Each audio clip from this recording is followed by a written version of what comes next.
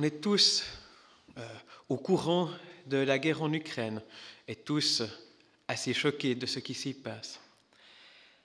Et peut-être que tous ne le savent pas, mais un à côté que je trouve tout aussi choquant, c'est de voir que le patriarche de Moscou, qui est le chef de l'Église orthodoxe russe, donne sa bénédiction aux soldats russes et appuie le pouvoir de Vladimir Poutine dans son opération militaire spéciale en Ukraine. Et ça nous choque, comment est-ce qu'un chef d'une église chrétienne peut cautionner cette agression envers un pays voisin? Comment est-ce qu'on peut bénir la force des armes au nom de Dieu, utiliser une autorité spirituelle pour encourager une guerre qui fait tellement de souffrances, tellement de morts, tellement aussi d'hostilité entre les peuples? Et dans cette prédication, on va essayer de comprendre un petit peu qu'est-ce qu'il y a derrière cette attitude du patriarche de Moscou, quels sont les problèmes théologiques derrière cela. Et je crois qu'il faut aussi éviter de se positionner en juge, nous savons mieux et nous allons dire où est-ce que c'est faux, parce que je crois que ces erreurs qu'on va pouvoir relever, des erreurs qui ont largement été commises en Occident également, et qui nous menacent tout autant. Donc c'est aussi des avertissements pour nous-mêmes de ne pas tomber dans les mêmes failles, dans les mêmes pièges. Donc, les 3 erreurs principales que je voudrais relever, c'est d'une part d'identifier une église avec une nation, une culture, une identité ethnique. C'est de cultiver une proximité beaucoup trop grande entre l'église et le pouvoir politique, de se positionner en allié avec les autorités civiles. Et puis c'est de penser qu'on peut faire avancer le royaume de Dieu par la force, par le pouvoir des armes.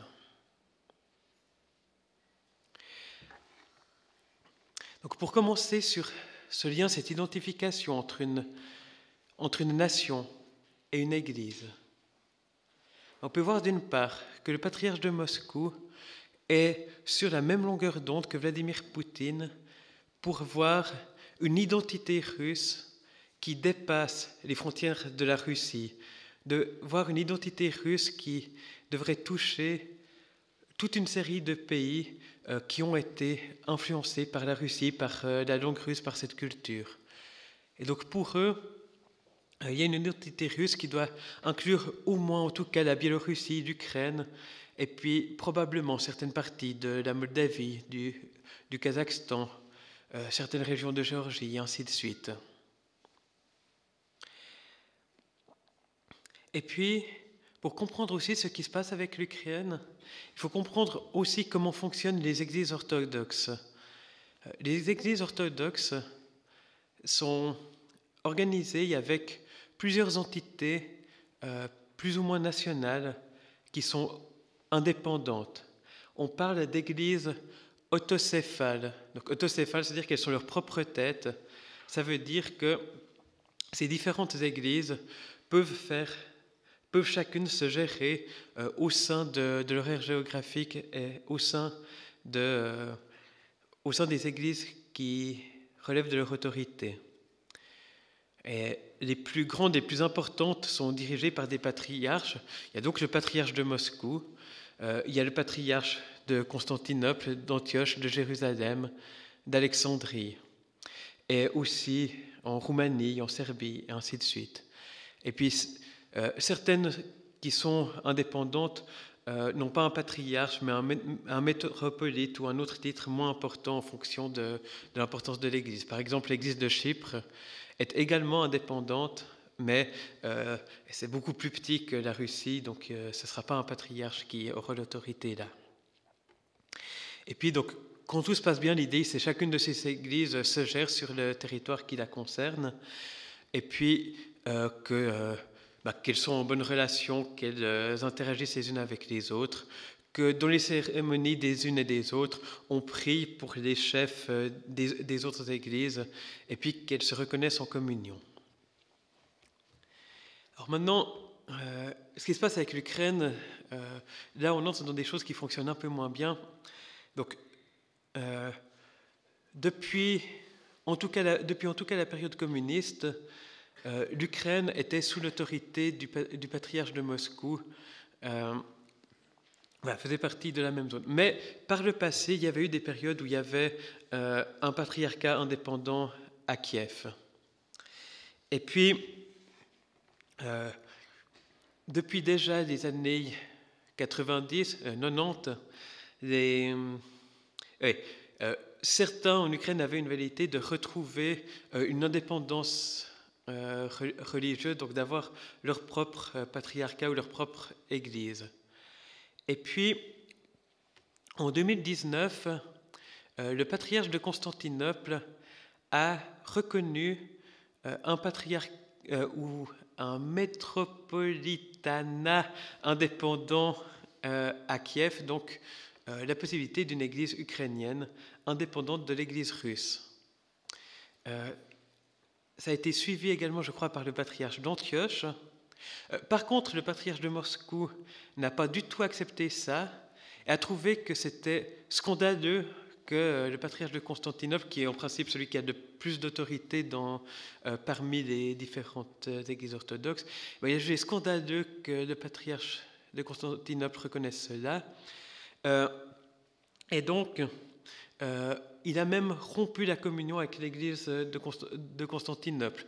Il ne prie plus, dans le patriarcat de Moscou, on ne prie plus pour le patriarche de Constantinople dans les cultes, et puis il ne célébrerait pas des cultes ensemble en ce moment, etc., etc.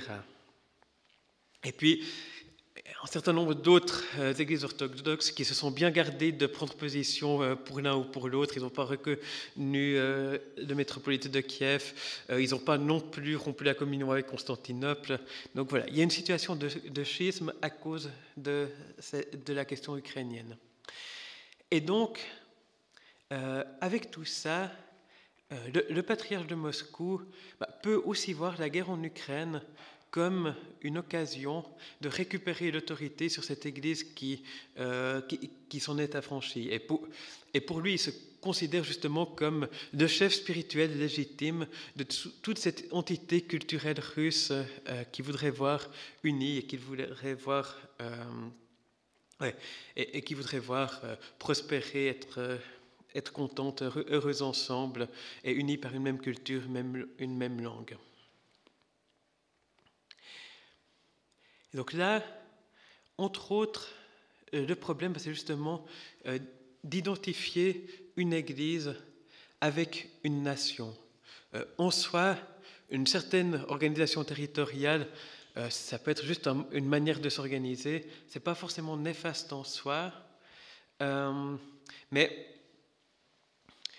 quand ça devient l'Église qui appuie l'identité nationale, eh bien, on se trompe de priorité. Je vais lire quelques versets dans la lettre de Paul aux Galates, au chapitre 3, les versets 26 à 28. « Car vous êtes tous enfants de Dieu par la foi qui vous lie à Jésus-Christ. Vous tous, en effet, vous avez été unis au Christ dans le baptême, et vous avez ainsi revêtu la manière d'être du Christ. Il n'y a plus ni juif, ni païen, il n'y a plus ni esclave, ni citoyen libre, il n'y a plus ni homme, ni femme. En effet, vous êtes tous un, unis à Jésus-Christ. » Donc, quand on a mis sa foi en Jésus-Christ, cette foi qu'on manifeste aussi par le baptême, eh bien, on est tous unis à Jésus, peu importe les origines, juifs, grecs, esclaves, libres, russes, ukrainiens, suisses, américains, malgaches, guatémaltèques, et ainsi de suite. On a tous une même identité. Et c'est une identité qui passe avant les identités nationales. Et on peut être unis, même en étant au sein d'églises différentes, en étant au sein de pays différents. Et donc, on devrait se préoccuper de savoir si on partage la même foi que les autres. Et si on partage la même foi en Jésus-Christ, on forme une unité. Et la question des frontières nationales, au regard de la foi, est insignifiante. Et donc, en tant que chrétien, on n'a pas à appuyer une identité nationale, appuyer la cause de notre pays.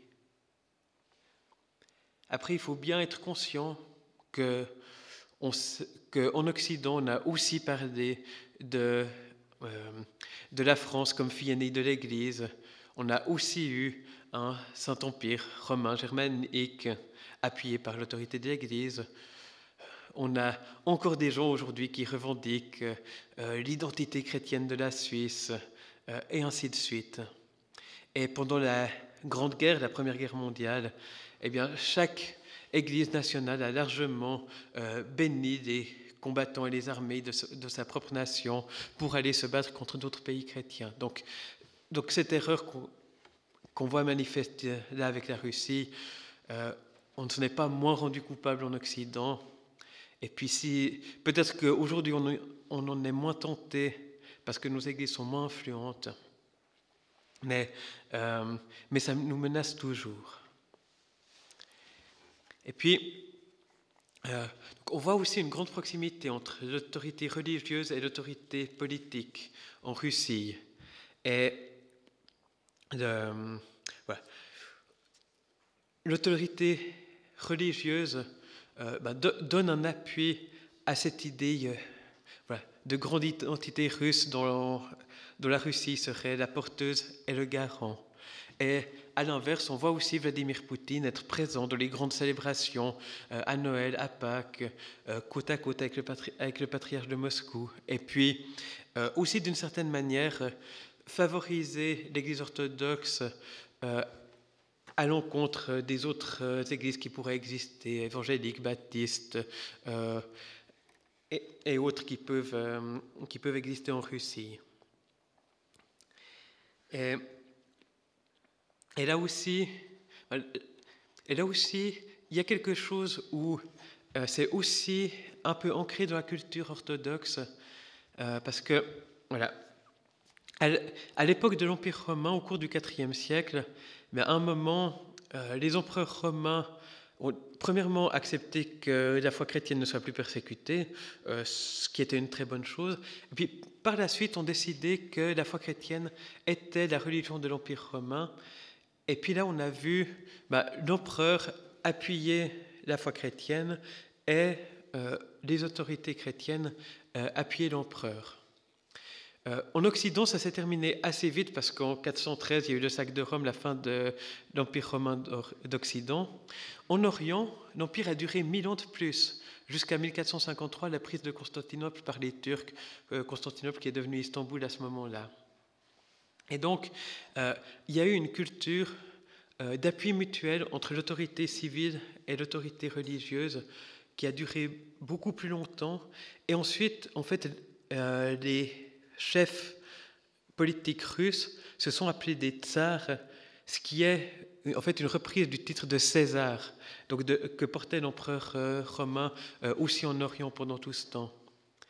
Puis, je me rappelle avoir visité une église orthodoxe roumaine, et puis devant, sur la scène, le chœur, là où il y avait le prêtre qui officiait, il y avait d'un côté une chaise spéciale d'honneur pour l'évêque s'il était de passage, de l'autre côté 2 chaises pour le roi et la reine s'ils se trouvaient de passage. Et je ne sais pas si c'est le cas dans toutes les églises orthodoxes, mais en tout cas ça semblait être quelque chose d'assez standard, d'avoir une place pour l'autorité politique si elle est de passage là. Alors, bien sûr que sous la période communiste, l'Église orthodoxe a été persécutée comme toutes les autres églises et n'a pas eu cette place d'honneur. Mais là, d'une certaine manière, ce que Poutine offre, c'est de redonner cette place-là.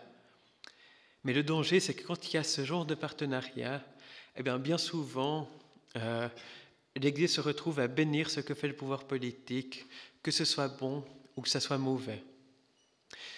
Il y a eu des exceptions. Il y en a une que je trouve, d'une certaine manière, assez impressionnante. Autour de l'an 380, il y avait un empereur qui s'appelait Théodose, qui était celui qui avait d'ailleurs donné la place de religion officielle à la foi chrétienne. Et puis, à un moment, il y avait eu une émeute dans une ville qui avait fait quelques morts, mais la répression par l'empereur avait été très violente, qui avait fait 7 000 à 10 000 morts. Et là, l'évêque Ambroise de Mudan avait eu le courage d'excommunier l'empereur jusqu'à qu'il ait fait amende honorable, jusqu'à qu'il ait reconnu qu'il avait mal agi en gérant cette situation-là. Et donc, il y avait pendant plusieurs mois l'empereur qui n'a pas eu le droit de participer à la scène, au culte, etc., jusqu'à qu'il se soit humilié publiquement. Voilà. Là, il y avait eu du courage de la part de l'évêque, mais c'est rarement le cas quand on entre dans cette relation un petit peu de reconnaissance et d'appui mutuel. Du reste, d'un côté, les évangéliques ont été des pionniers de la séparation de l'Église et de l'État, ont été de ceux qui ont été prêts à dire non, il faut que l'Église soit indépendante de l'État. Ça a été par exemple le cas à Genève lors du réveil de Genève, plutôt avec les anabaptistes à la période de la Réforme.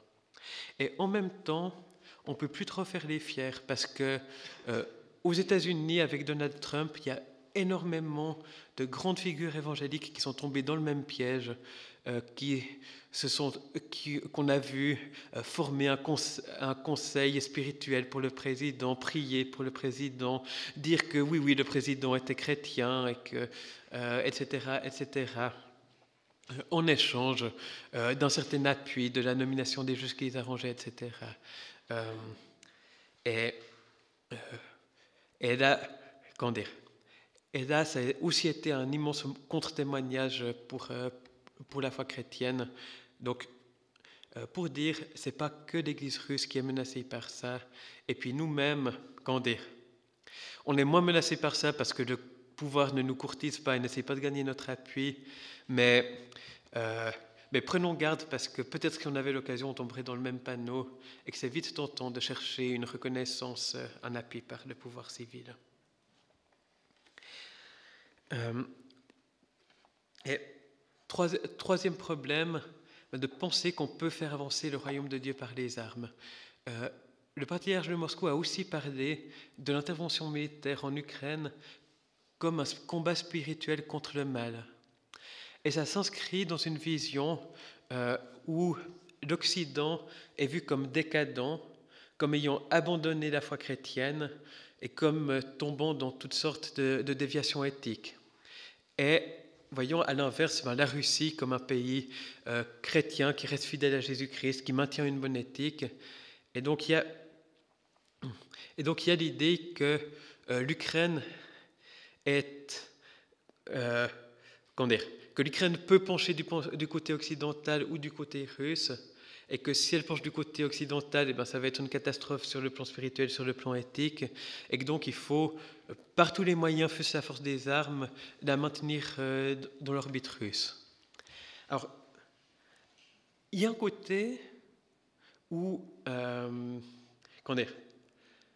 ne peut pas dire que tout est faux, que l'Occident est déchristianisé, que les autorités politiques ne font plus référence à la foi chrétienne et refusent de le faire, que l'éthique publique garde certains restes de choses inspirées par la foi chrétienne, mais s'en éloigne de plus en plus.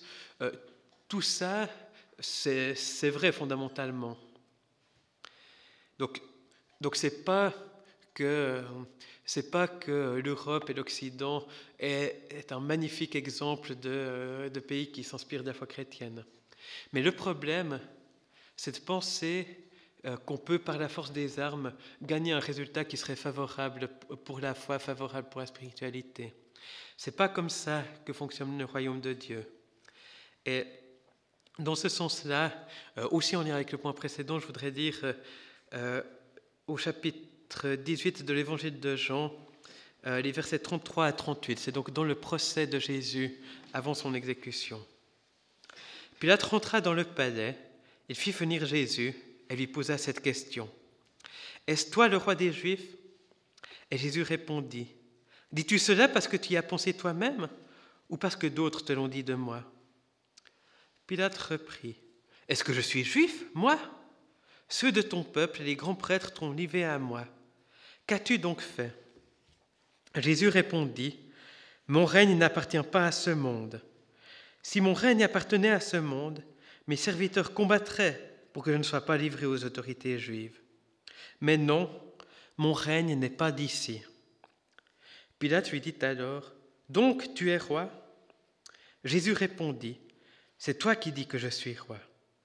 Je suis né et je suis venu dans le monde pour rendre témoignage à la vérité. Quiconque appartient à la vérité écoute ce que je dis. » Et Pilate répliqua, « Qu'est-ce que la vérité ?»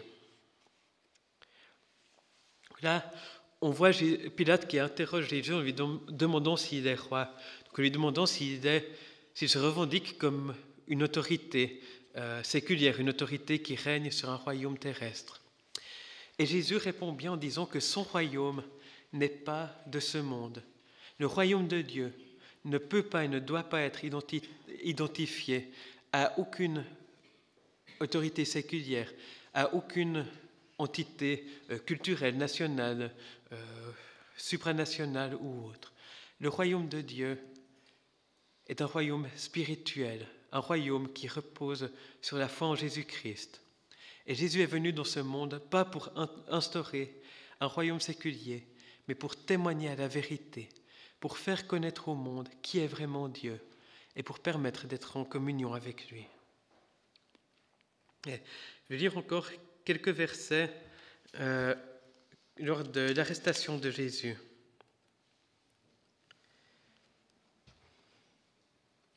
Un de ceux qui étaient avec Jésus tira son épée, frappa le serviteur du grand prêtre et lui coupa l'oreille.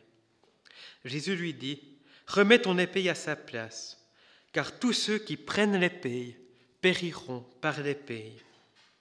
Ne sais-tu pas que je pourrais appeler mon Père à l'aide et qu'aussitôt il m'enverrait plus de 12 armées d'anges ?» Voilà.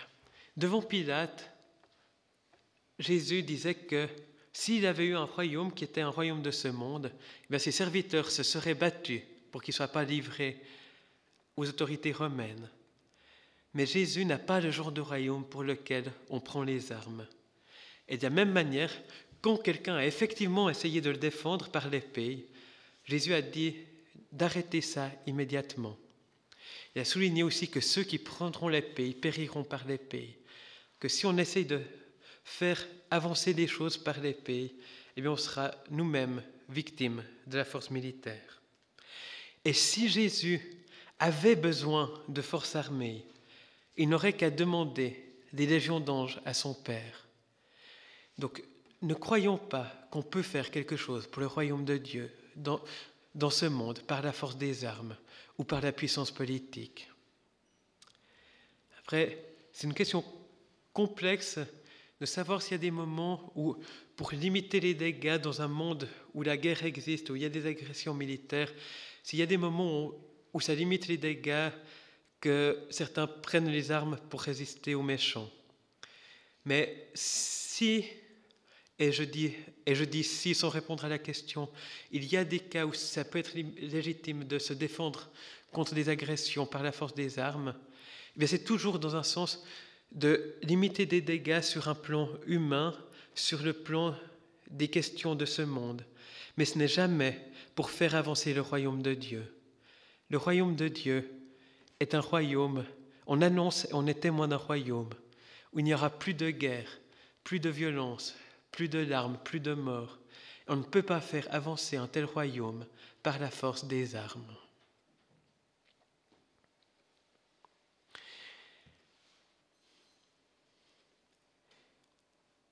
Alors ces différents points nous encouragent, d'une part, à être témoins du royaume de Dieu, non pas par les armes, mais par le témoignage rendu à la vérité manifestée en Jésus-Christ, à être témoins par notre amour, à être témoins en annonçant le royaume de Dieu, en annonçant qui est Jésus et ce qu'il a fait pour nous.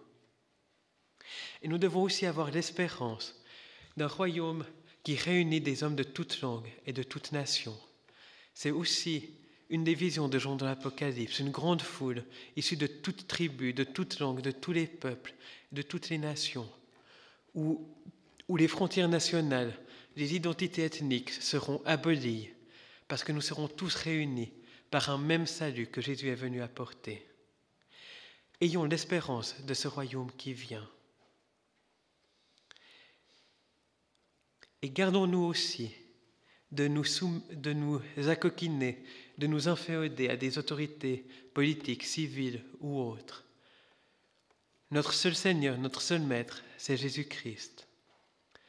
Nous reconnaissons les autorités civiles parce que Dieu leur a aussi donné un rôle. Mais ce rôle n'est pas de faire avancer le royaume de Dieu. Et nous reconnaissons l'autorité que Dieu confie aux autorités civiles, mais nous ne leur accordons pas une autorité spirituelle, ne leur accordons pas un appui religieux. Nous laissons Dieu être Dieu et les autorités civiles s'occuper de la sphère qui est la leur. Alors témoignons du royaume de Dieu qui vient avec confiance, avec amour, avec bienveillance et douceur. Que Dieu fortifie notre espérance et nous donne de témoigner de ce royaume qui vient par l'amour et dans la paix. Amen.